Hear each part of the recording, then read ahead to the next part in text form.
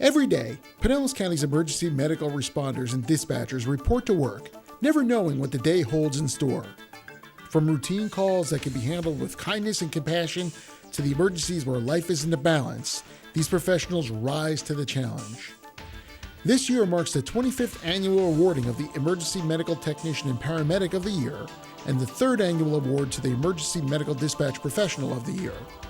While each member of these distinguished teams deserves our praise and accolades, the stories of these 3 award recipients stood out as examples of service above and beyond the call of duty. We don't do it for the honor or the glory, of course. We just do it because we want to help people. The emergency dispatchers working in the county's 911 center have a deep appreciation of the expression that seconds count. And when a call came to the 911 center this past January for a patient who might be having a stroke, time was critical. It's really important to get help out to the person as soon as possible. When you're talking medical emergencies, seconds really count. And the sooner we get someone out to them, the better off the person is going to be. The only problem was, where was that help supposed to respond to? The patient's coworkers had only a general idea of where he was and that he was in trouble. That's when she asked her fellow call takers about the general area of the call and if anybody knew the area well. Terri's coworkers Patrick Lavender and Rebecca Rogers sprang into action, using what clues they had to zero in on the patient's location. One person wouldn't have been able to do all of that at one time. There'd be a delay, much greater delay than what was already occurring. I can't emphasize enough how much we work together to get help out to the people that need the help. We all love what we do. You have to love what you do for this job. Sifting through the clues, the team was quickly able to pinpoint the patient's location to get the response vehicles exactly where they had to go. It was a stroke, so with the stroke especially, that golden hour is really important. So we were really thrilled to be able to get help out to him so quickly. This strong teamwork is a vital asset that the 911 Center has established over the years and provides a sense of comfort for callers during their time of crisis. When they dial 911, we are here for them when they have an emergency, and we'll do whatever we can, whatever's within our power to try to get them the help they need quickly. It's highly dedicated, it's highly professional, highly trained, and the fact that we actually work well with the fire departments in our county is hands down probably the most important thing about the whole system. Every emergency medical technician has that one call that will stick with them for a lifetime. EMT Jay Horne had that one call a mere 4 months after he started with Sunstar. It was April 10th, 2013, when one family's day of yard work and fun turned tragic. 2-year-old Ireland Nugent slipped under her family's riding mower, becoming severely injured. When Jay and his partner, paramedic Chris Jennings, received the call, they had hoped that the description of the injuries was the result of garbled communication or a frantic parent. Their worst fears were realized when they arrived on the scene. When we showed up and they asked us to grab a PD immobilizer and we realized it was a young child laying in the grass, it just became a totally different story. So we really had to jump into action and take a deep breath and get in there and try to do our jobs the best that we could. Jay and his partner Chris, along with the firefighters who arrived on the scene, stabilized Ireland's condition and were able to get her to the hospital to start her long road to recovery. My late partner, Chris Jennings, actually put this best. He said he loves his job the most because when you can see the look in a family member's eyes, when they get to look again on the person that they love, that they thought that they might lose, and you see the look on their face when they have those few extra minutes or the few extra years when they see their family member again, and that's what makes our job worth it.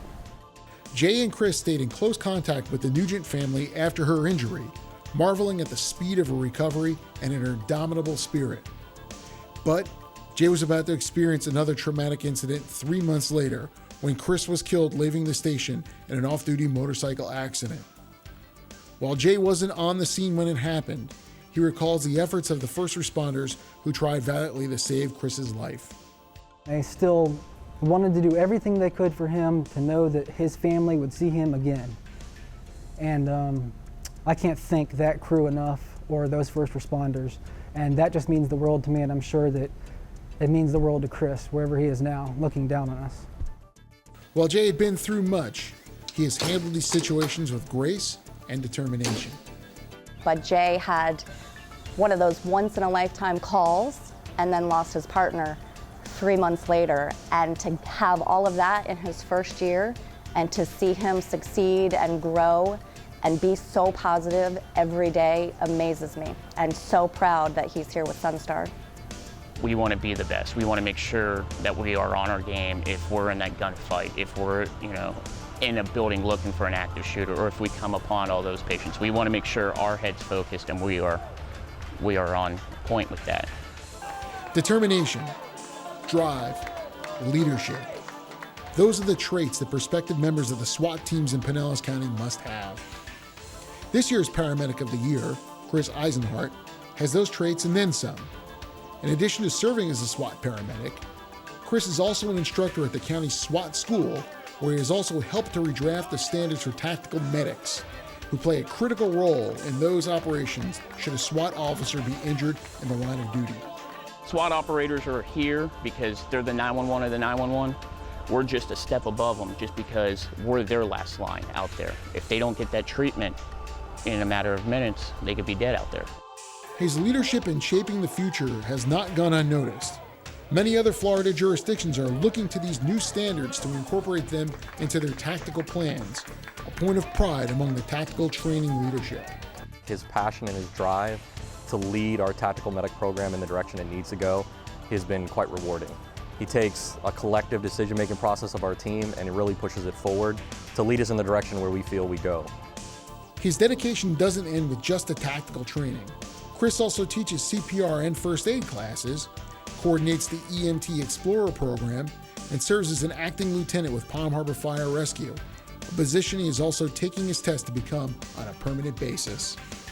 I've worked with Chris for many years. He's a dedicated employee, hardworking, always striving to do better, always encouraging his fellow employees to do better.